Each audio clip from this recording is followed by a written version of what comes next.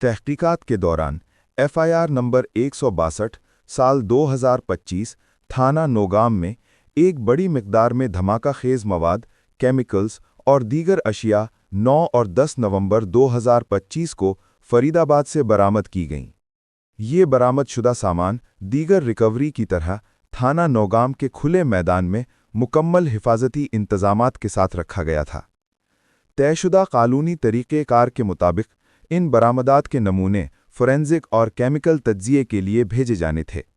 सामान की बहुत ज़्यादा मिकदार होने की वजह से ये अमल पिछले 2 दिनों से जारी था, यानी कल और परसों, और ये काम FSL टीम अंजाम दे रही थी। रखे गए मवाद की हसास और गैर मुस्तहकिम नौइयत के बायस नमूना लेने का काम इंतहाई एहतियात और मुकम्मल हिफाजती तदाबीर के साथ किया जा रहा था। ताहम बदकिस्मती से गुज़िश्ता रात तकरीबन 11:20 पर नमूने लेने के दौरान एक हादसाती धमाका हो गया।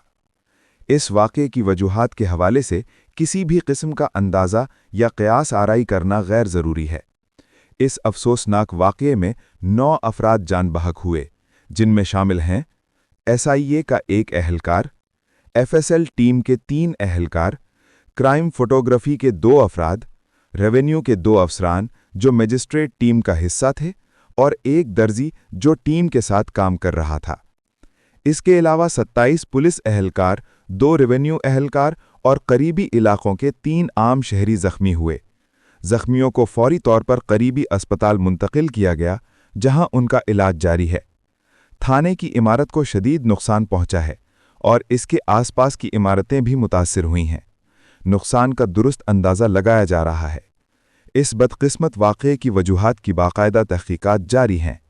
जम्मू और कश्मीर पुलिस इस दुख की घड़ी में शुहदा के अहले खाना के साथ मुकम्मल यकजहती का इजहार करती है। शुक्रिया।